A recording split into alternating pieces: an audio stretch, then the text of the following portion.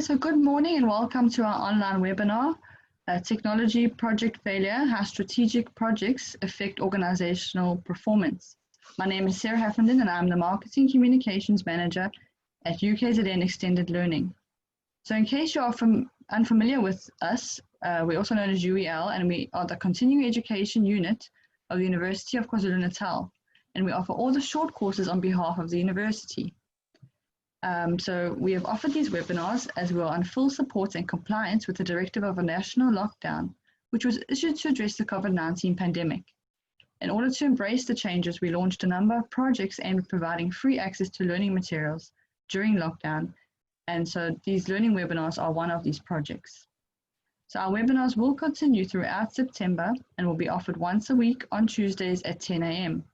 So please do take a look at our final slide at the end of this webinar for further details on upcoming webinars, or you could visit our website at www.ukznextendedlearning.com. So please note that due to the nature of this webinar, we will not be able to address raised hands and questions throughout the presentation. So if you have a question, please would you post questions and comments in the Q&A box, and these will be addressed at the end of the webinar. So we'll also allow for live questions at the end.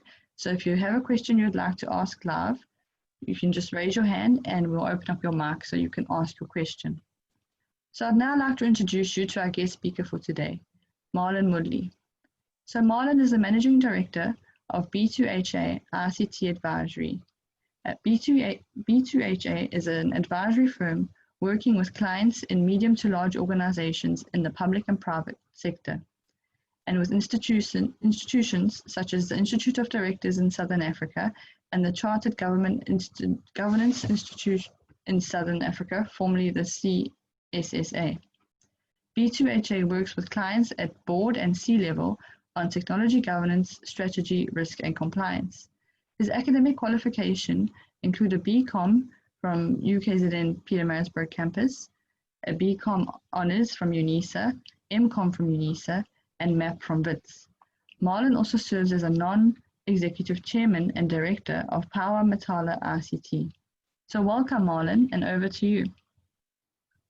Good morning, everybody. Sarah, thank you very much for the introduction. I hope that everybody is warm wherever they are.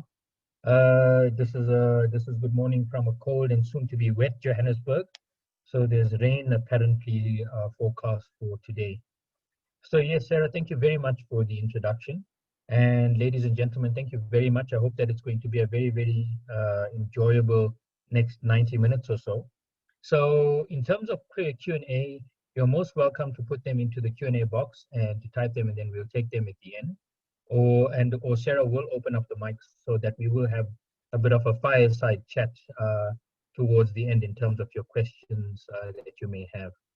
So in terms of today's subject and topic, which is technology project failure and how strategic projects affect organizational performance, I'm going to be going into a brief introduction first into myself, and then into a bit of the topic and an outline. And then we're going to give the main body of the topic. We will actually cover a lot of areas, some research, etc., etc. And then we're going to give you some guidance and imperatives towards the end, what things you could be looking out for, how do you remedy these things, what to look out for, etc., etc. So getting into a little bit of an introduction into B2HA, we do work at board level in organizations, and in terms of the types of experience that we have, it's across a wide range of industries, ranging from audit to the energy sector to mining and minerals, and of course in the public and private sector we deal to a large extent with listed organizations as well as large organizations in the public sector, such as the Auditor General, the South African Reserve Bank, etc., etc. In terms of the work that we do a lot of work, as we're doing now with University of KwaZulu-Natal, with other institutions, as Sarah had mentioned, the Institute of Directors and the Chartered Governance Institute of Southern Africa, where a lot of boards and a lot of governance professionals in those organizations request perspective, and then we give it in terms of the types of content that we're producing, which you'll be seeing a little bit of today. So in terms of my own introduction, I started out in PwC in audit in Pietermaritzburg after my first undergrad degree at the University of KwaZulu-Natal. And after my time in PwC in audit, I actually asked to be transferred to the business consulting unit. And that was then in Johannesburg. And I was actually transferred to the national office in Johannesburg. And we were involved in some very, very interesting projects there. You'll see that little graphic in the middle called the Dirty Harry collection. So if you follow any of the Clint Eastwood movies and you're actually familiar with the Dirty Harry character, he's the San Fran. He's a police detective from the San Francisco Police Department, and he always gets put into some very, very tight situations, and he has to resolve some very, very tight issues that nobody else can. And so that's the reason why he's called Dirty Harry. And I relate well to that character because throughout my career, I've always been pushed into some projects that you would actually not want your best friend to be involved in, or even your worst enemy.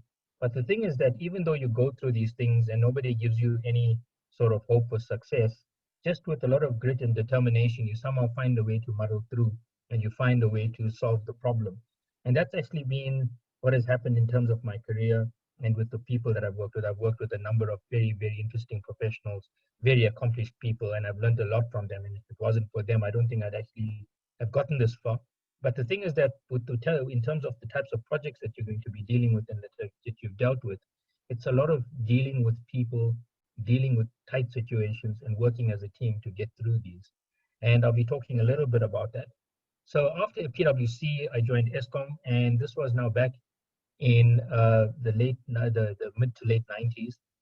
And it would be hard to believe, ladies and gentlemen, based on Eskom's current performance, that they were actually one of the best run utilities in the world at that time. In fact, in 2001, Eskom had actually won an award for the world's best run energy utility. Hard to believe based on all of the governance problems that they're currently experiencing now and the performance problems. But back then, Eskom actually implemented extremely large systems. Eskom doesn't do small. Being a utility, it does large systems, it does large types of technologies, and it solves large problems. And in terms of the types of projects that I got thrown into, in terms of running technology for and being part of the team that ran technology for the utility, we got involved in some very, very interesting projects. It gave us some very unique insight into how good technology and good systems are run, and how it actually goes horribly wrong when it's not run well. After my time in Eskom Technology, the government took a decision to form Arabia.com, and this was an effort to actually start to privatize certain parts of state-owned enterprises. So they took the technology divisions of Eskom, Transnet, and Denel out of those companies, and they put it into an entity called Arabia.com, which then became South Africa's third largest outsourced service provider. And basically, Arabia.com was supposed to then sell technology and outsource services back to Eskom, Transnet, and Denel.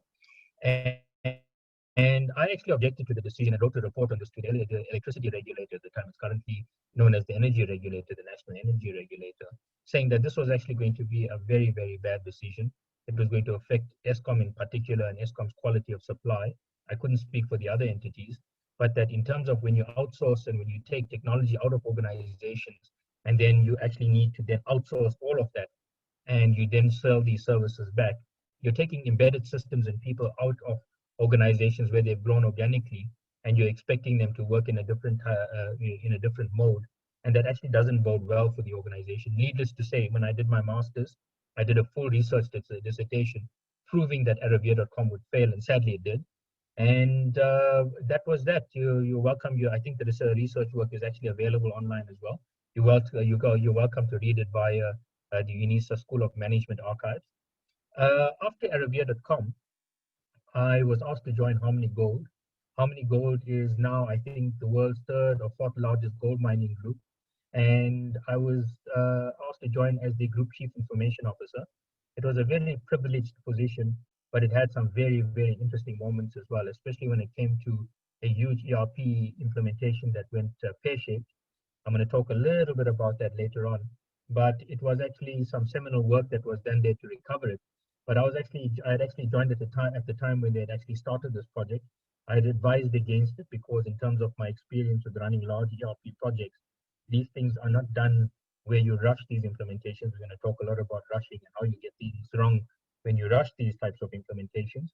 And basically what happened was that if you look into the archives, information I'm sharing with you now, if you look into the news archives on the web, you'll find that how many gold got sued by its US shareholders, how many gold is listed in South Africa on the Johannesburg Stock Exchange. It's listed in New York on the New York Stock Exchange, London, NASDAQ, and I think a few other bourses in Europe. And it has operations in South Africa and in Southeast Asia. So it's a pretty large organization with a pretty global footprint. And basically, governance across a wide variety of geographic zones became very, very important. How many gold at that time had got the ERP implementation wrong, and our US shareholders had actually sued us, and the matter was settled out of court via class action lawsuit. But what happened, the interesting thing that had resulted from this was that the board had actually then taken a decision to let go of most of the executive, especially the people that had actually not disclosed what was going on. They tried to cover it up. They lacked the expertise to understand why an ERP implementation of this sort was being done in a manner that was the way it wasn't. And I was actually responsible then for reporting to the main board of an organization. So as a group CIO, this is very rare experience where the group CIO of an organization reports directly to the board of an organization, accounts regularly, quarterly, to the main board of an organization on technology and strategy matters. And that was how the governance structure had changed. Interestingly, that is now the trend for most organizations globally, for chief information officers to actually report at board level, to account at board level for what is going on in the organization in terms of its technology initiatives. So after Harmony Gold, I actually then started B2HA. We have partners, we're situated in Johannesburg. We have offices in Johannesburg, and we work with a lot of large organizations in the private sector and in the public sector, a lot of listed organizations as well.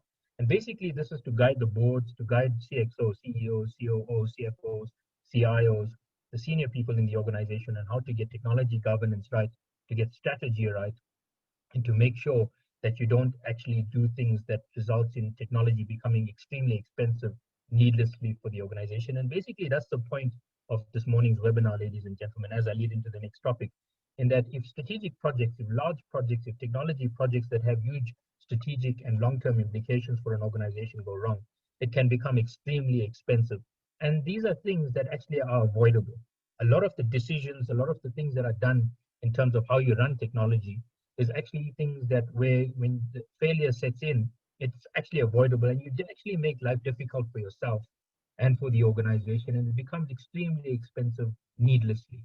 So in terms of today's webinar topic, technology project failure and how strategic projects affect organizational performance, we're going to be talking about the promise and peril of technology projects, how do things go wrong, where it goes horribly wrong, how to address certain problem areas, and some guidance towards the end where we will then be opening up for the Q&A.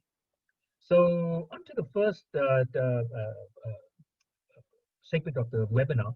And before we get there, I'm going to then prompt now to Sarah to actually run one on-screen poll so that we can actually then take a quick temperature check for this morning. So the first question for this morning is, what has been your experience or that of your organization with technology projects over the past few years?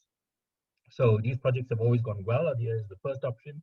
These projects have been successful, but not without a few minor problems. It's been very troublesome and we're still muddling through, or yikes, looking back, we shouldn't have bothered, a complete waste of time. So what has been your experience with some of these key projects that you've dealt with either personally or through your organization over the past few years? So please feel free to now share.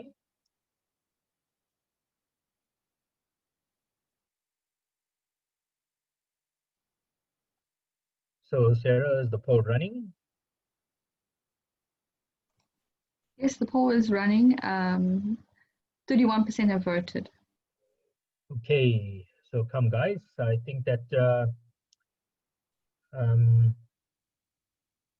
greater participation. It'll be interesting when we share the poll results to see what you contribute there. I'd love to see how this has been handled. What are the numbers now? I'm going to go into a 10-second countdown in a short while. And we're looking at 63%, so maybe we can do that 10-second. Okay, we'll go to 10 seconds and then I'll count down visibly from 5.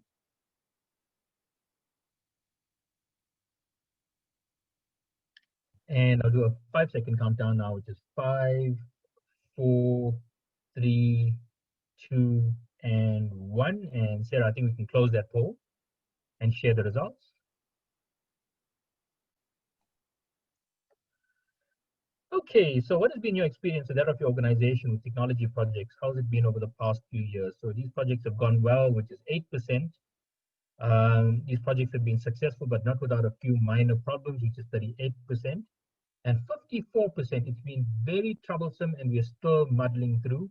0% on yikes, we're looking back, we shouldn't have bothered, a complete waste of time. So basically, it hasn't been a waste of time, but there have been some problems. So 8% say it's gone well, but in excess of very close to 90% or thereabouts, 92% have actually said that either the problems are not without a few minor, the projects have not been without a few minor problems, or 54%, so more than half of the respondents are saying it's been very troublesome and we're still muddling through.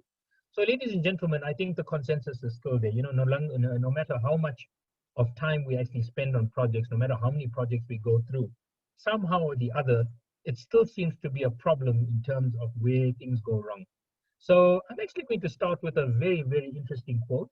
And in fact, with this quote here, I'd urge you to actually take absolute note of this, because it's absolutely seminal in terms of the work that was done by Tom Davenport over the last 30 to 40 years. Tom Davenport is actually an authority when it comes to projects, technology projects, but also has done some really, really good work in terms of artificial intelligence, ERP systems, etc., etc. I'd urge you to actually look up a lot of his work. He actually talks about decision systems now as well, and the likely impact of AI on societies into the future, as well as businesses and organizations into the future. This quote, the benefits of technology are real, but not inevitable.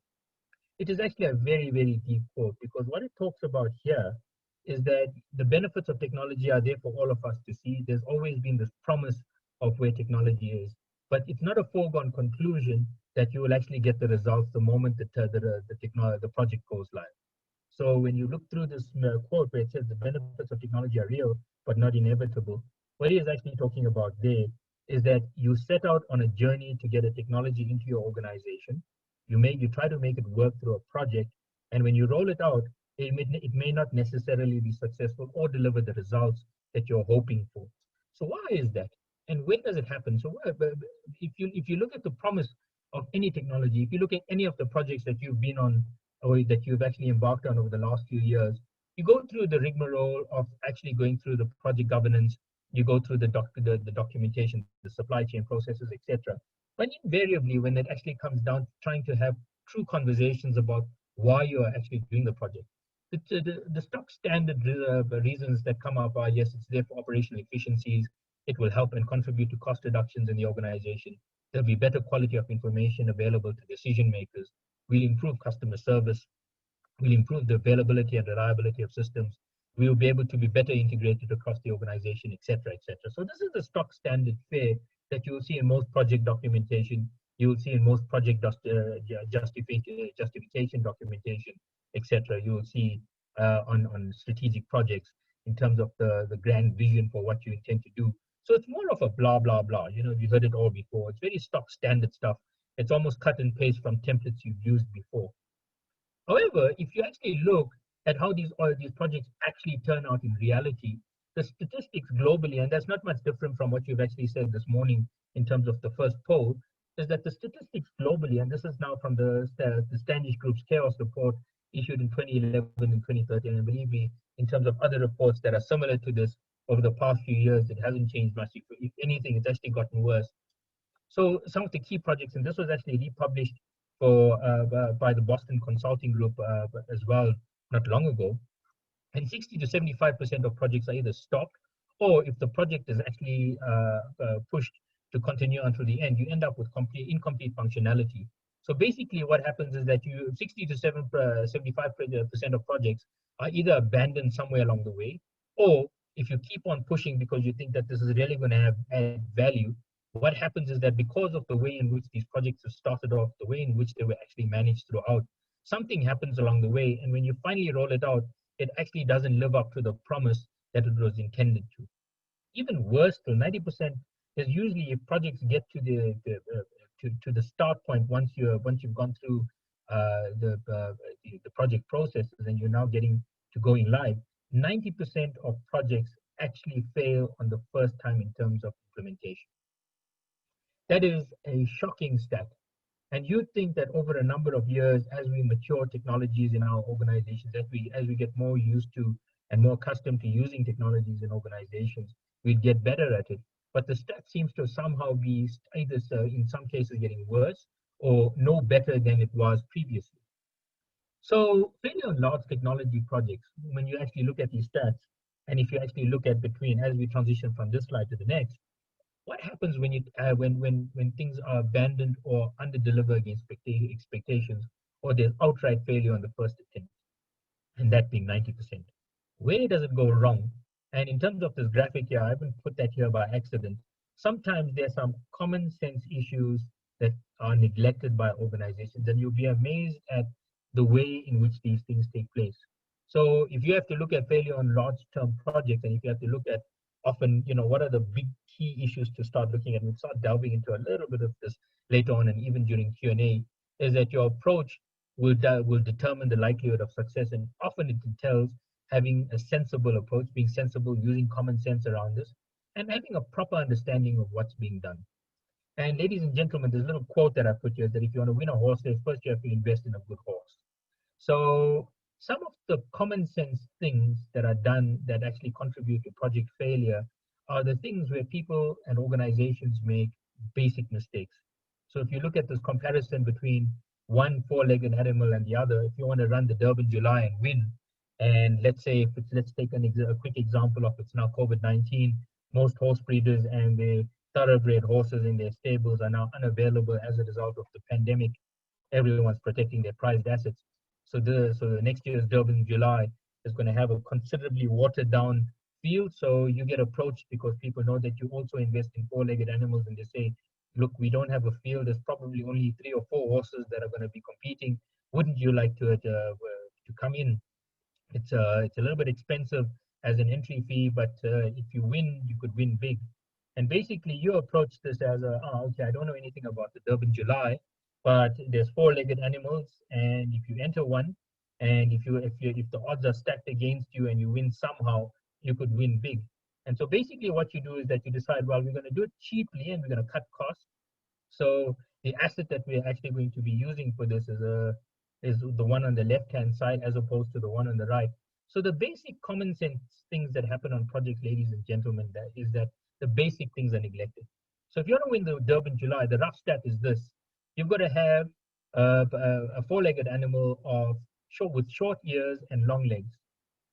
However, if you could do it the other way around to save money, and you have an animal in there with long ears and short legs, you're not going to win. So your project is doomed from the start. So, ladies and gentlemen, these are the types of things that start to happen. And of course, what does cheap mean?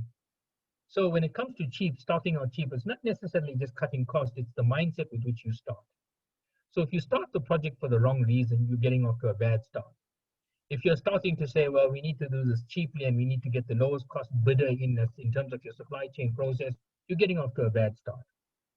If you're cutting corners during the project, you're hurting the project.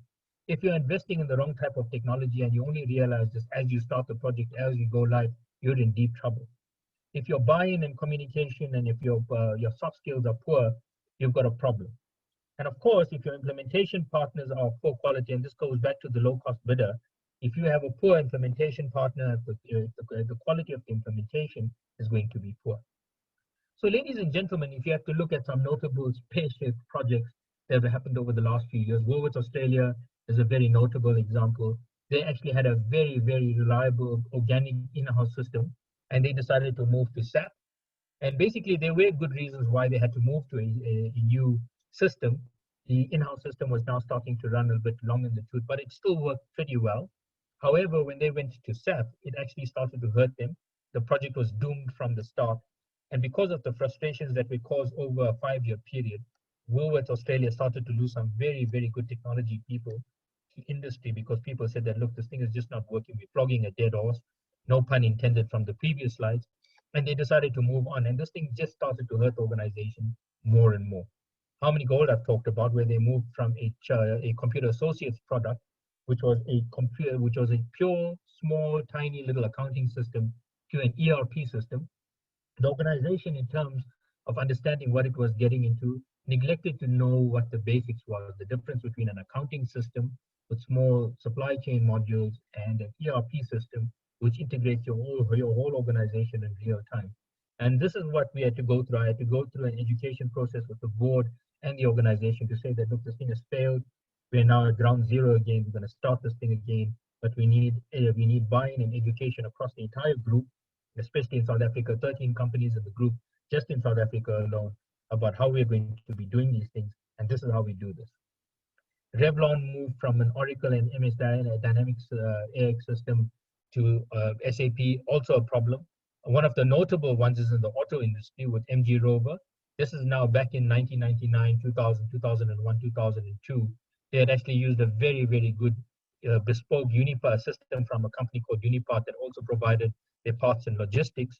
And basically, when the new CEO came in, and I'd urge you to go and look this up on the net if it's still available. And if you don't, I may have the write-up and the case study on hand. So please look me up on LinkedIn. Let's just send me an email address via LinkedIn as well, and I'll try and send you the links on this. But basically, what happened with MG Rover, was that when they moved from the Unipart system to the Caterpillar Logistics SAP-driven system, it sank the company.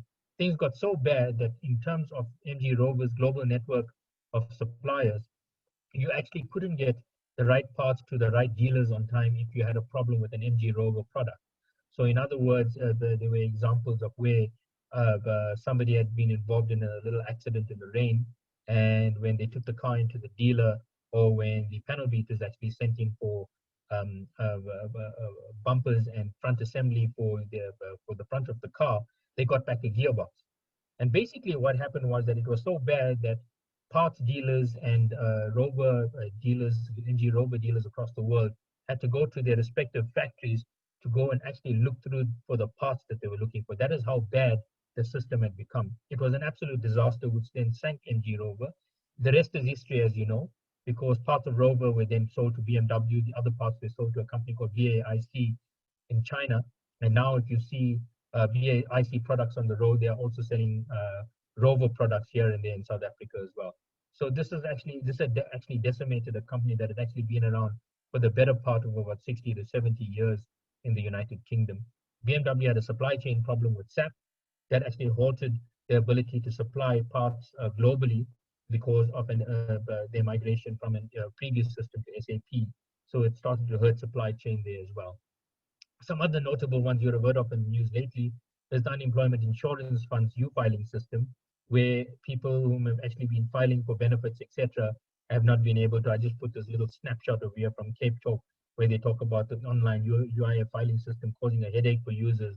A lot of people start waiting for payouts, etc., etc., and unable to receive them as a result of big problems with the current UIF U-filing system. So, ladies and gentlemen, where does it go wrong? And what happens to these organizations, and how can you actually avoid these as you go into the future?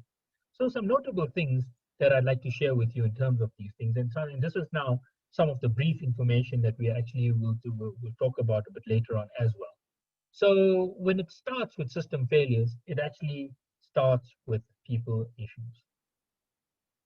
It's a matter of poor leadership and commitment. It's a matter of a lack of active participation from key role players. Poor planning and design, communications and training. These are the soft skills within the organization that have a problem. And of course, rushing the implementation. So these are some of the notable areas that we will be talking about a little bit later on. So at this point in time, if there are any Q&A, you're welcome to actually put questions in. And then if I can answer them now, we will. But we will save them for towards the end of the session as well.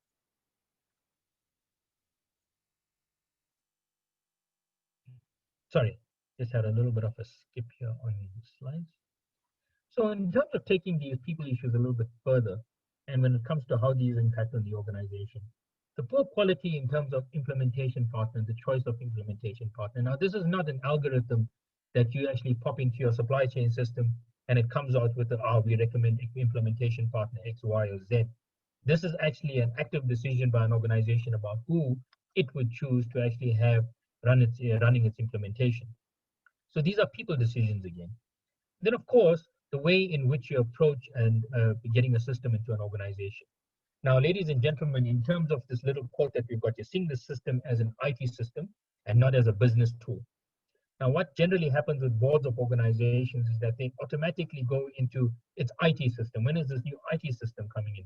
How will this IT system work? When is it going to be rolled out? Are there any problems with this? That's the wrong type of language to be used. You're actually bringing in a business tool that is there to aid the organization. So you do not have IT people doing IT things for IT's sake. It is there to actually help the organization. And of course, technology people are their own worst enemies when they actually look at these things and they take complete ownership of this to the exclusion of all others in the organization. So again, this is now a way, a behavioral matter. It's a people issue and it's a behavioral matter. And of course, this also then is perpetuated by ineffective governance mechanisms in the organization. So you don't have good project steering committees set up, or they lose momentum in terms of how they do things, or there's a problematic start and leadership in the organization don't have the ability to look at this and say, listen, this has gone off to a bad start. Let's stop it now. The huge temptation of organizations is we don't have time, we don't have money, we can't afford any more of these problems. We're going to have to keep going. Guys, let's fix it as we go along. Sometimes it is actually more cost effective to stop things and to look at what's going on in a project and to look at it really deeply and to say, listen, we've got a problem here. We're going to have to actually start this thing again. If we don't start this thing again, we've got problems. It's going to end up becoming more expensive. And these are the types of things, and this is the type of insight that organizations usually have. And that's when we get called in, when we look at these things, and then when we work at board level and we work with CEOs of organizations, CFOs, CTOs, chief technology officers, chief digital officers, and we have them all in a room and we say, listen, we have to give you a very sobering look at this thing. And in terms of what's going on now, we recommend that you stop it and you restart this thing, but you've got to start from scratch again. And you're going to relook the things that are going wrong. And this is what has gone wrong, and this is why it's gone wrong. So when it actually comes to then ineffective governance mechanisms, the impact on scope creep is then what causes the momentum to build in terms of a bad project. So what happens is that as your governance mechanisms fail, you suddenly also realize too late into the project that key role players haven't been participating effectively. So for instance, if it's an ERP system, you then find that the HR director, the HR managers, and huge portions of the human capital function of the organization haven't been participating, haven't been attending the meetings, and a lot of input from them has actually gotten neglected. And then when they suddenly pitch up and say, oh, hold on, we were supposed to participate, you then have a project manager that says, sorry, we've lost time over here. You're going to have to play catch up. That also causes problems because as soon as the HR director then goes to the CEO and says, we need to have certain things, it was neglected, the CEO then comes to the project manager and says that, well, these things need to be included. You now get scope creep. So key business areas join late and new functionality is now added up. And what happens is that if it wasn't agreed up front, you start to get all of these things affecting timelines in the project, but it also affects the way in which the implementation partners have been doing their work. They've already committed their documentation, their design documentation, etc. And it becomes a huge problem as you go later into the project. So basically then, the buy-in for the system and buying the system and then changing it is a problem.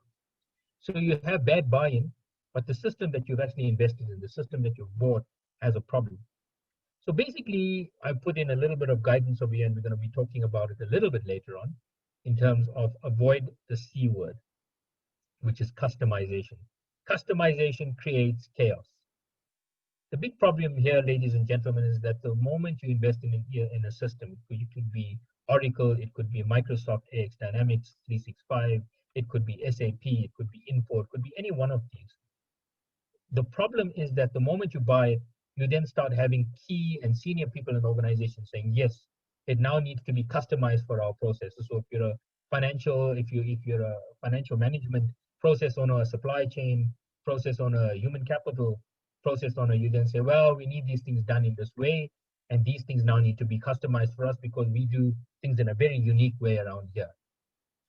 Basically, ladies and gentlemen, if you have a financial process in an organization, if you have a debtors and a creditors process, and if you have debtors people, and if you have creditors people, and if you have cash book, etc., these things work almost identical and are almost the same as to all other organizations out there in industry.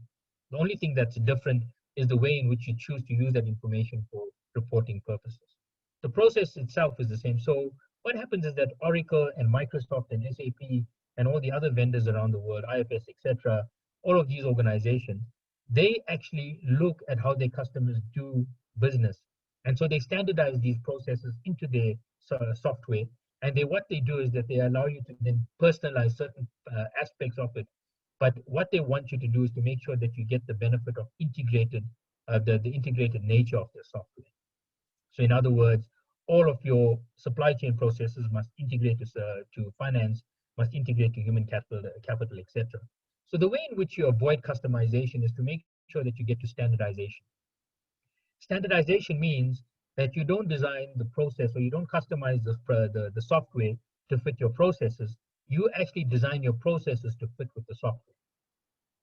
So basically what happens is that you design your organization such that it must now fit with the way in which the software will work, because the software itself is actually extremely powerful when it's fully integrated, and it allows you to then use this to connect the entire organization up.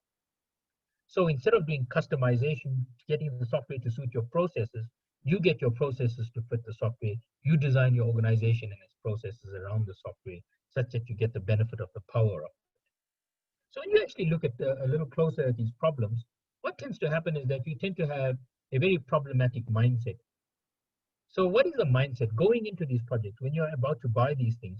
What happens? What do you see? What are the problems? And some of the things that you should be looking out for are, you hear certain things such as, we've seen the system we want. Or you hear things such as, it does everything we require. Or it's easy to customize to our business. The moment you start hearing these things from senior and key people in organizations, that should already be alarm bells.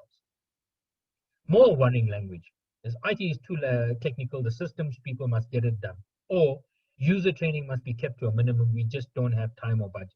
The moment you start hearing these things, ladies and gentlemen, you know that these projects are now starting to get into trouble. The reason being that, and as I mentioned it earlier, IT is too technical, the systems people must get it done. When business decision makers actually get systems into an organization, you cannot outsource the problem to IT and say it's an IT system. We must be able to get the IT people to actually do this. That doesn't work. When user training must be kept to a minimum, you're already asking for trouble. User training is around getting the soft skills in. In other words, you want your users, you want your stakeholders who will be using the system in the organization to use it effectively. You want to continue to communicate with these users in the organization to say a new system will be coming in. You will be trained effectively in it.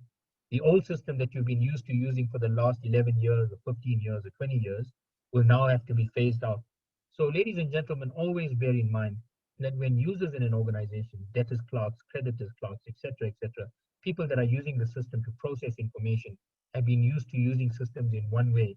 The moment you bring in a completely new system where things are actually not in the places where you'd expect it to be, where the icons are actually different, where the language that is actually being used on the screens is different, you're actually going to have to get people used to working in a completely different way. Think about this as a very, very good example. You do, a lot of us that are online at the moment or do internet banking. So when your bank decides to change the interface of the online system that enables you to actually do banking, internet banking and online banking, what tends to happen is that the things that you were used to using in one way is now completely different. You get new messages popping up that you weren't used to. And these are things that your bank would probably not have done a lot of education on for you. So as a result of this, you're now starting with something completely new, and it becomes extremely stressful for you, especially around month end, when you actually now are required to do a lot of things urgently, and this new system comes up, and you actually get extremely frustrated, thinking, what the hell has your bank gotten up to? Have I been hacked? Is this system going to work? How do I have to figure this out? I've got urgent banking to take care of, etc. And now I'm in trouble. That is exactly the thought process that your own people go through in an organization when they have to get used to a new system and the pressures on them to actually start using it quickly. Other things in terms of worrying language, we've used system X at a previous company, it's the right one to use here too. This is where you get CEOs or you get influential people joining from another organization. They're very senior, they're very accomplished, And all of a sudden they start saying, oh, well, you shouldn't be using that system, you should be using a different system. And of course, they start to steamroller a lot of the decision making around this. And the thing is that that is already bad because you have to do what's right for your organization. Even if you have a competitor in the same industry as you that's using a certain type of technology, that technology may not necessarily work for you. So you've got to actually look at what you are doing, how you want to do it, and how you intend to use these types of technologies, and where it's actually being used well throughout the world before you make an informed decision. We've chosen the system to go with, get everybody on board. Here again, this is where technology is actually done, and you're going to implement this quickly, and you want people to get on board, and the soft skills are neglected. Again, if you neglect the soft skills, you neglect it at your peril, and it causes problems. Of course, in terms of the problematic approach, ladies and gentlemen, and this is in terms of how you start to address these things as you go into the future. Inexperienced project teams are a big problem. A lack of engagement from key stakeholders is a problem. Requirements are unclear or too complex. We've discussed these things in terms of the requirements being too complex relative to business needs, etc., etc. These are the problems that you're going to start to expect once the project starts to kick off. Looking further into these things and looking a little bit deeper, insufficient attention to major risks. A lot of the time you get people that tend to be very blasé about the risks that are coming along, especially if they've happened elsewhere in industry and you're looking at this and saying, well, it won't happen here. You've got to pay attention to these things, because if you don't pay sufficient attention and give respect to major risks, it could end up hurting you and becoming extremely expensive. Insufficient attention to change management and training, the soft skills that I've spoken about, that I spoken about earlier. Ladies and gentlemen, these things cannot be stressed highly enough. In terms of, if you neglect the soft skills, if you neglect change management and training, you will affect the organization. Any new technology will introduce change to your people, and you must be ready when it. And many won't. If many are not ready for it in your organization, user frustration and poor quality data starts to result. Furthermore, poor project planning, and these are the things that most people tend to think of as key contributors right up front, but these are the things that happen later on or during the project. What types of project management and project planning have you gotten in? And of course, insufficient testing. And we're going to actually be talking about this just now in terms of our recommendations, in terms of how you actually do these things and how you go about doing these things in the right way. So ladies and gentlemen, some guidance from us in terms of how you go through this. Prevention is better than cure. Now, before we go into this, Sarah, I'd like us to launch the next poll, please. And in terms of these, ladies and gentlemen, project contributors, and what have been some of the key contributors to project problems and failures. So I'd like to hear from you in terms of what you thought have been key contributors to project problems and failures. What is the vendors lacked experience and expertise? Was it poor planning by the organization? We were too ambitious in what we wanted to do. In other words, we put a bit of more than we could chew, or it was seen as an IT project and not a business project. So I'd like to hear from you as participants, please, ladies and gentlemen. What do you think it has been, your problems have been thus far? And I'd love to hear more about this. So can we run the poll, please, Sarah? And how many have now started to contribute? How far are we? We have about 57% voted. Okay, I'd love to hear from more of you. Please keep them coming in. I'm going to go into that 10-second countdown just now. And we're going into 5, 4, 3, 2, and 1. And Sarah, if you can close the poll and share the results. Okay, so some of the things that have come up. So very few, in fact, nobody has said anything about the vendors lack experience and expertise in terms of the key contributors to project problems and failures. 64% have said poor planning by the organization. That's a whopping amount. 9% have said we were too ambitious in what we do. That's actually a very, very open and honest assessment. And 27% have seen that it was seen as an IT project and not a business project. So ladies and gentlemen, if you look at the 64% have said poor planning by the organization, it's obviously an internal issue. And another 27% have said it was seen as an IT project and not a business project. So the organization as a whole is not owning it.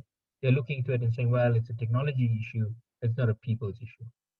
So In terms of abdicating responsibility, you cannot abdicate responsibility in this regard. You've got to take this further, and you've got to make sure that when you approach this, you've got to know that projects are going to be problematic, so prevention is better than cure. So we've got to bear in mind, ladies and gentlemen, with the prevention mindset, that, and for as an example, for large systems such as an ERP system, the failure rates for implementation is still as high as 82%, and that has been our experience as B2HA as well with a lot of clients. So you don't get bad systems anymore. You just get poor implementations. You do get the occasional bad system. A lot of organizations have been struggling with things such as info, etc., etc. Some of our clients have been struggling with systems such as info, and would have preferred to have moved on to things such as, for instance, the JD Edwards, etc., etc. But you do, in the main, you don't get bad systems. You just get poor implementations. With any good implementation, the hard work must be done upfront. You've got to do the hard yards. And of course, if you prevent things from happening, it's far more cost effective and less painful than if you just persist with the problem and you continue with it and you hope that it'll get better.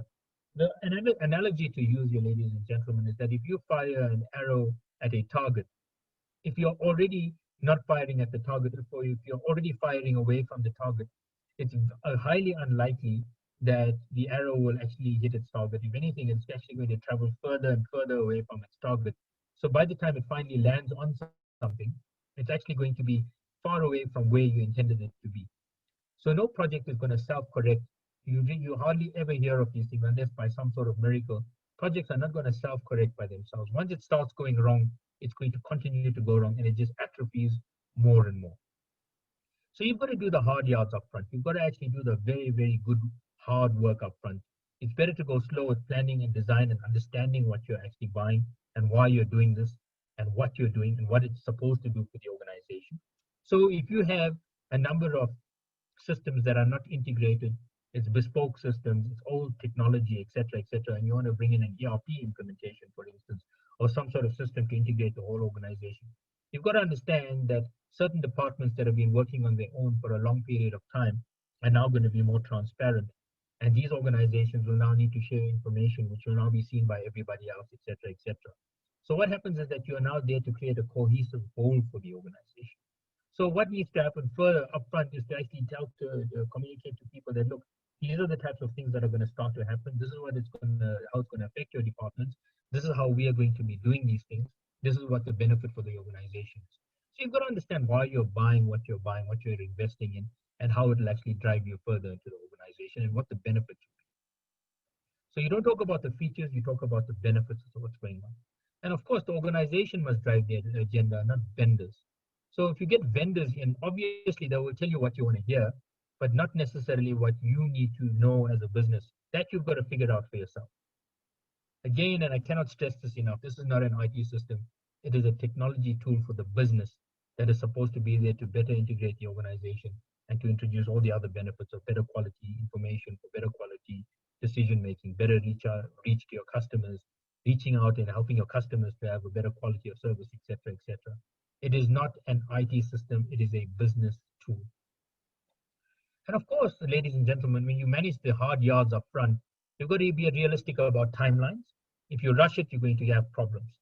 If you can't, obviously, to stakeholders, give optimistic outlooks as well to appease them. So boards want to know about these things.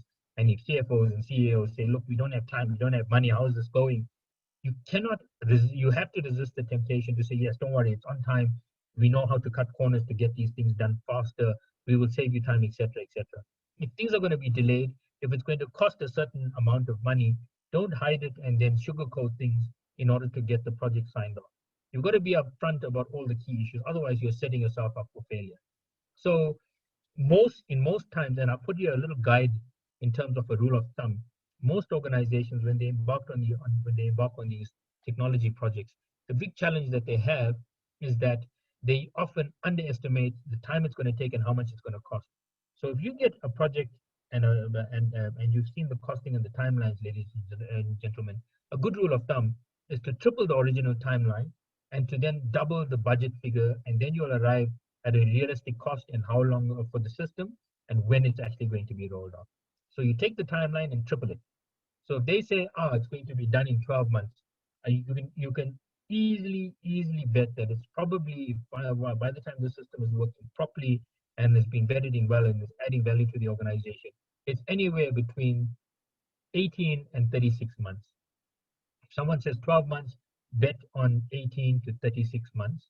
And of course, if it's, let's say, 100 million rand, or let's say 100 rand, let's just take an arbitrary figure. If it says it's going to cost 100 rand to do something, it's going to cost nearly twice that. So if they say 100 rand, count on 200 rand. 100 million rand project is easily ends up being a 200 million rand project by the time you're done with it. Avoid customization as far as possible. These are some of the root causes. Don't tailor the system for your processes, don't tailor the system for your business. Rather, tailor your processes in your business to extract maximum value from the system. Most of the widely used business rules are built into this organization, into the business system anyway. And of course, when you look at the types of reports that are available, what will happen is that if you look deeply into an ERP system like such as an Oracle, you can get something like 2,000 reports out of these systems. So you don't need to have custom reports, etc., etc. Now you come with report generators, etc., that are there that you're able to get custom reports on anyway. But if you're looking to customize certain processes, that's when you start to break integration in these systems and you lose the power that these systems were built with in the first place. Ladies and gentlemen, this now starts to get us into something called the systems development lifecycle. This is now a deeper understanding of how you prevent any system from starting to atrophy and where technology starts to hurt and cost you money in your organizations. You've got to understand that systems should not be allowed to atrophy before you finally change to a new system. So a systems development lifecycle talks about where when you introduce a system, it's still new and it's healthy and it's fresh. And as you grow with the system and as you start to use it, it starts to add value in the organization. And at some point, it starts to leave a level, reach a level of maturity. But because it's worked so well for you, there's a reluctance to actually change or upgrade it to something else. And if Microsoft says that, look, we're now moving off this, as the British government had done, where they've gotten so used to using Windows XP that they actually told Microsoft, we're willing to actually pay extra in order for us to stay on XP for a little while longer. Some of our ministries and some of our departments are still using XP.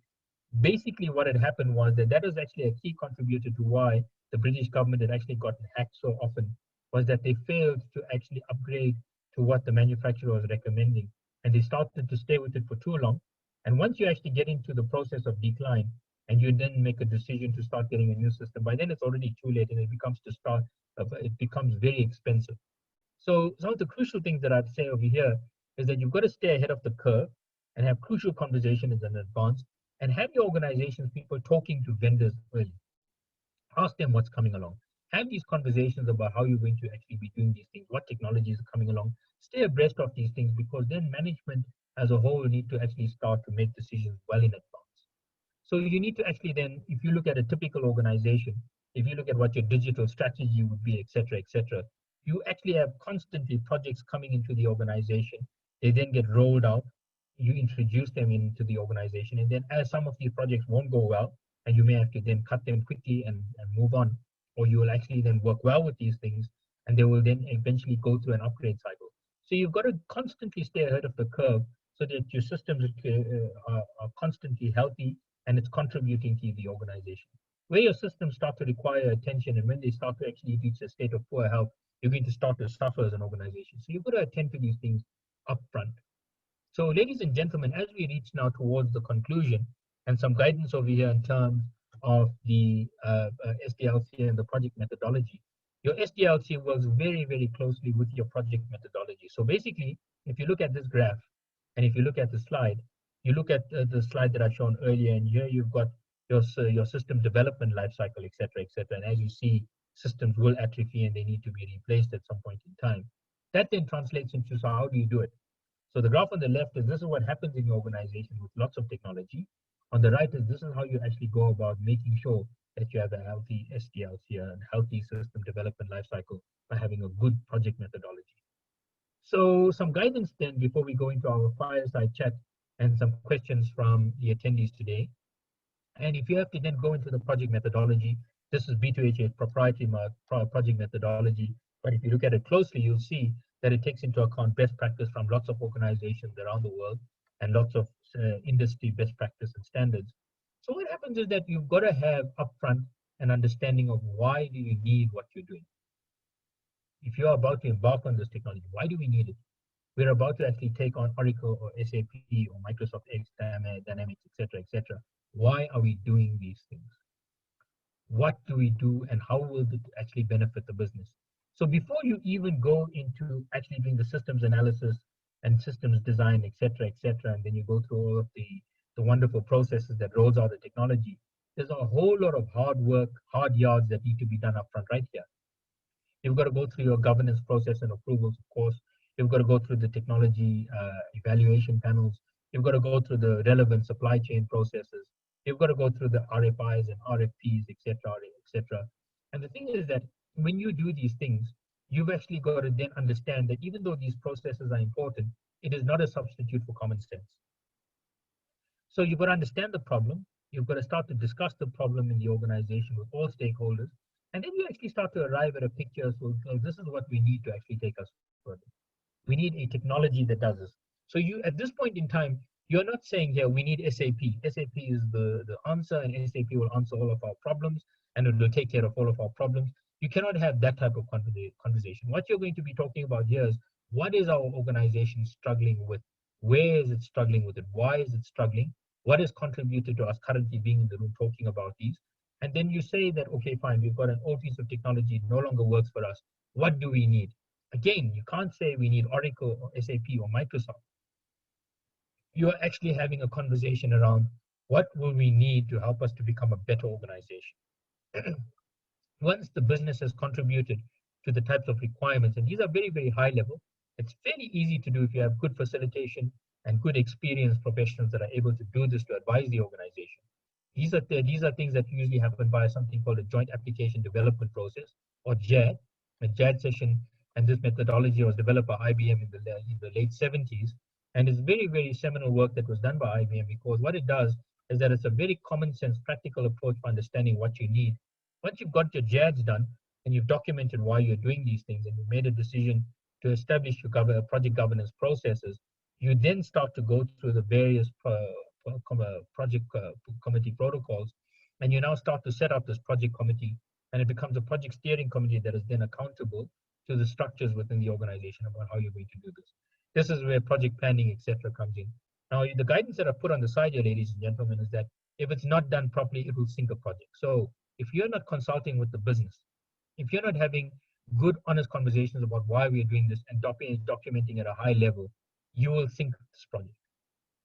If your project governance protocols are neglected, it will sink the project. So in other words, if we talk about people issues such as change management, training, communications, etc., if you're not communicating to the organization about why you need to change, how you will be changing, and how the new system will be coming in, you're setting yourself up for failure.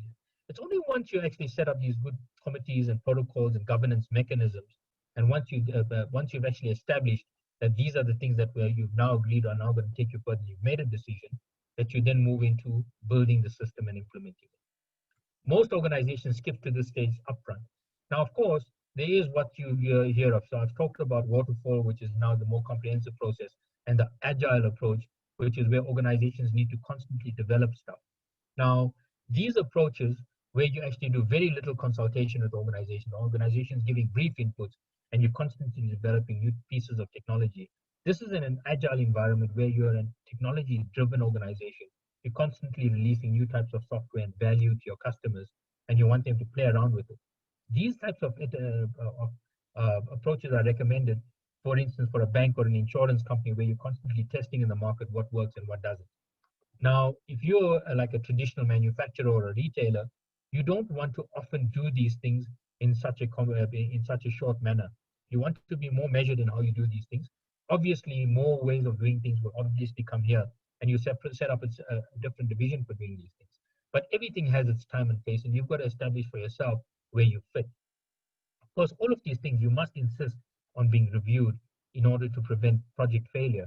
And then, of course, once you've actually got the go-ahead, and once the business is now said, this is how we want to do it, this is when you start to re-engineer your processes, get your standardization right, look at your architecture, get your vendors in, and then you start with the project. Of course, there are other things that can still kill this project, which is testing and where you actually start to neglect your testing. And what happens is that the moment you start to have these problems where the organization is starting to struggle, this is when you actually start to have project managers coming along and saying, listen, we don't have time for testing. You're going to have to cut your testing cycles from 11 weeks to 3 weeks. And believe me, these things happen in organizations. And the moment you stop your testing or the moment you cut your testing, you'll get limited testing, and that's when the problems set in. And that's when your users find out, because then they become the guinea pigs and they become very frustrated. And that's when you start to have problems in the business. So of course, ladies and gentlemen, after you've rolled out a system, you've got to understand in terms of your SDLC again, that systems will go through a life cycle. So what happens is that you've got to constantly change your technology, you've got to constantly upgrade, you've got to constantly renew it, you've got to constantly take care of it and tend to it, because if you don't, neglect sets in, and when neglect sets in, it starts to affect the organization. So ladies and gentlemen, we're now fairly good with time, and we've now reached the segment in the in the webinar for Q&A. So I'd like to take some questions, and Sarah, before we do that, I'd like to actually run the very last poll for today. So the last poll is, if you of your organization had to do things again, what would you do differently? And now, of course, here there's more than one thing that you can choose from. So if you had to do things a bit differently again in terms of your technology projects, how would you do it differently? Would you get creative buy-in from senior management and your board and your CXOs and CEOs, etc.? Do you do much more homework on what problems you're solving? Would you do more research on the types of technologies that are available and not rush and settle on one sort of technology very quickly? Or would you resist the urge to rush the project, take more time to plan and design the system, or all of the above, or none of the above? So I'd like to run this poll quickly, and I'd like to hear from you what you would, what your views are on these.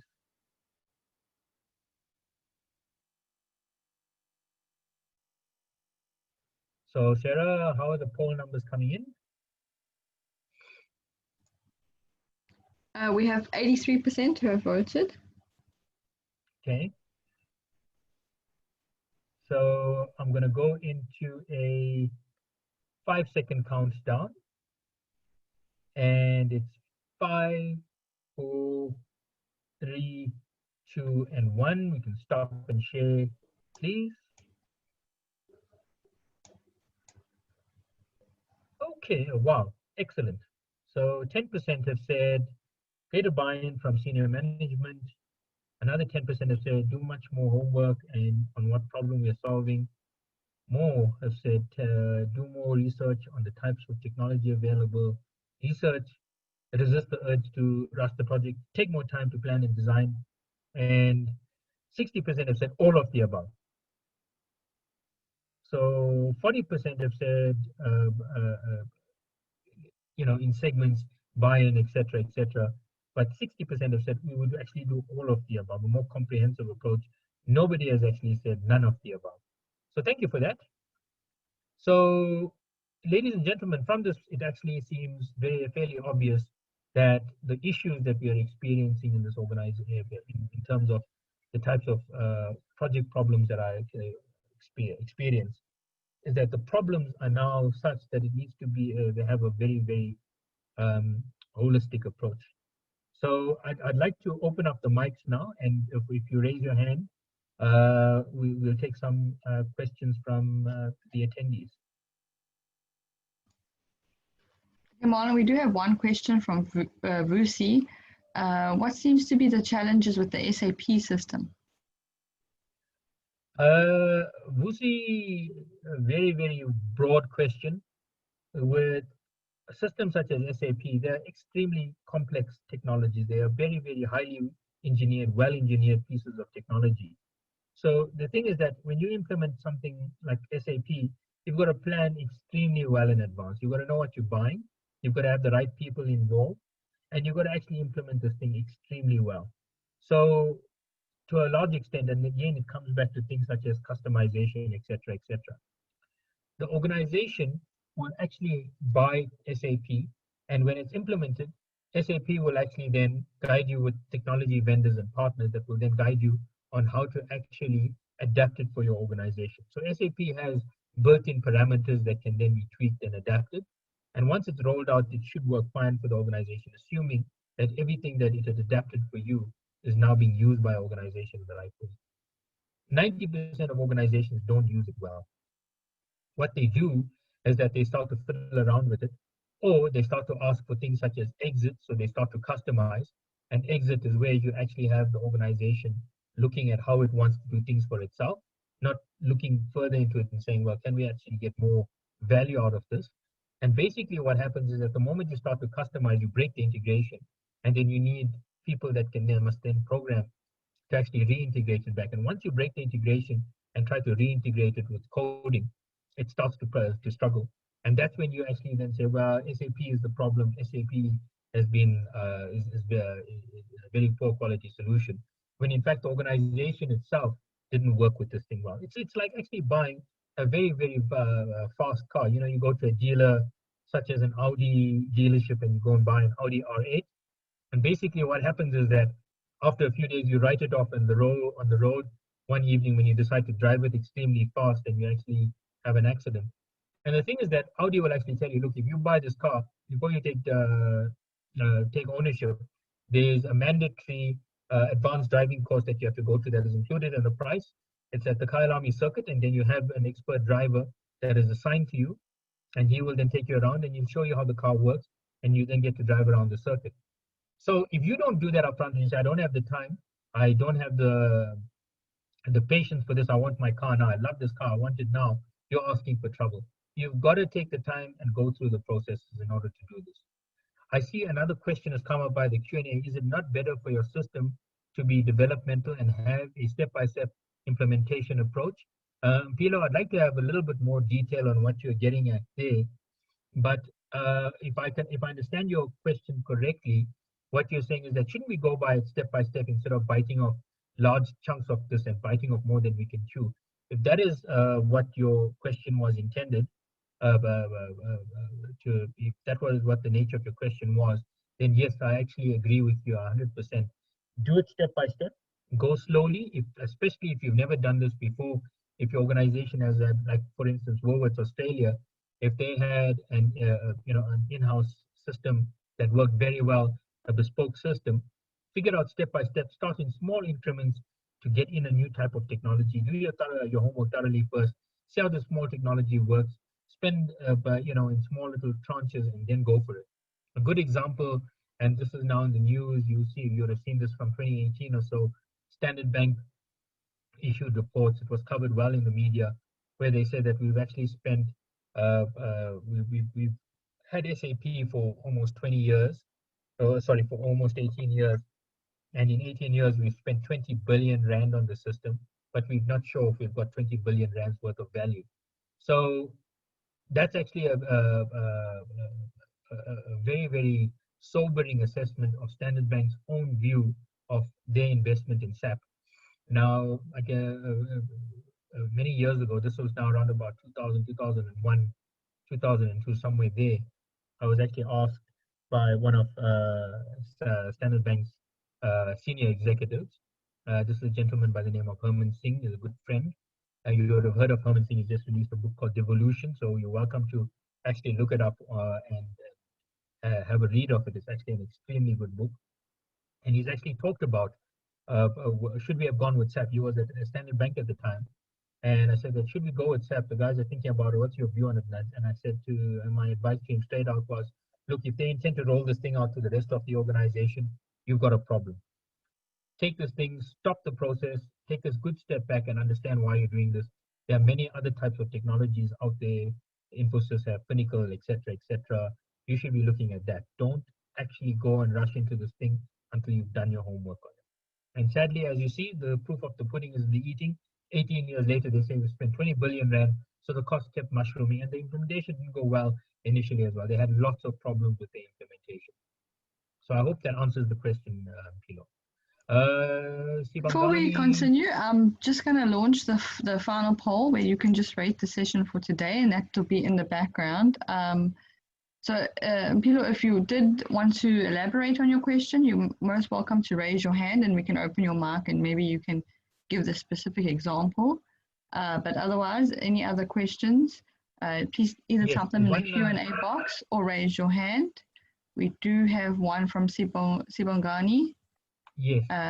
Do you want me to I'll read read it? out Sibongani's question, Sarah, which is, what are the direct consequences for the leadership which ignore red flags? And would you say there are signs that this project is going to fail?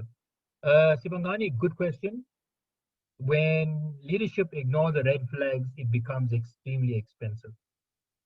You are starting to have problems, you're starting to have issues, and under the circumstances, if you ignore the red flags, it starts to hurt the organization, and the leadership must then bear the brunt of bear the consequences of the lack of ability to see what's coming along. And you also say, would you say there are signs that this project is going to fail? It's easy to see. You've got to, as I've said now, and in terms of, and we these slides will be available to you on the UKZN website, ladies and gentlemen, just now. But if you look at the signs that you would be looking for, I mentioned it earlier as well. There's a certain type of language from the senior leadership. There's a certain type of language from the organization. If you have certain things where people are already apprehensive, if they're starting to rush these things, these are the red flags that you should be looking at. If senior management is taking a hold of this, like for instance, a good example would be a CEO says that we've used system X, Y, and Z in the previous company, it worked well there.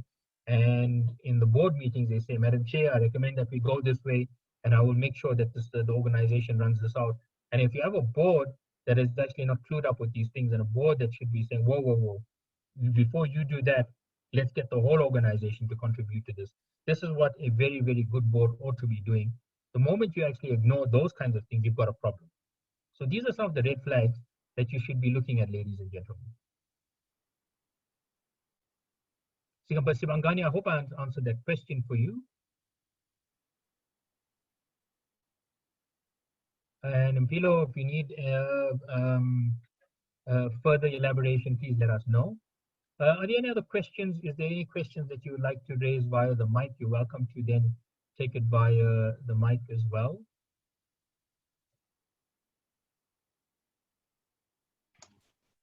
Yeah, if you'd like to ask a question live, you can raise your hand and we'll open up your mic.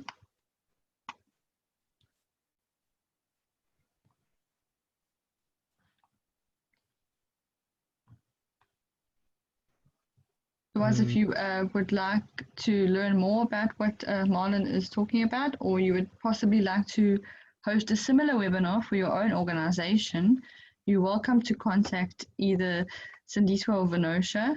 Their contact details are on the screen at the moment. They can assist you with any requests you may have.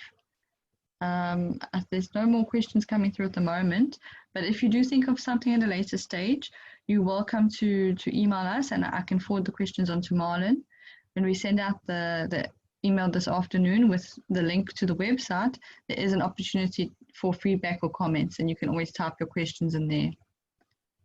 So thank you, Marlon, for sharing with us today and providing all this insights into the ICT area. I'd also like to thank our attendees for joining us today and obviously engaging with us in the webinars. As I mentioned, the videos and the slides will be available on our website. We will send out this direct link once it's ready. Please do take note of the upcoming webinars and RSVP to secure your place. Marlon will be joining us again next week, and his topic will be leadership in an age of upheaval, change before you have to. And then the following week, we'll have Professor Ziska Fields joining us on the topic using creativity and innovation to solve wicked problems. If you enjoyed learning within this area, Marlon also facilitates on our board leadership programs. We do have one board leadership program commencing on the 14th of September. So if you'd like to find out more about this program and all of our programs, please do visit our website at www.ukznextendedlearning.com to see all the programs we do have on offer. Otherwise, we hope you enjoyed this session. Stay safe, and we'll see you next time. Thank you very much, everyone. It's been a great pleasure. I hope you enjoyed the session.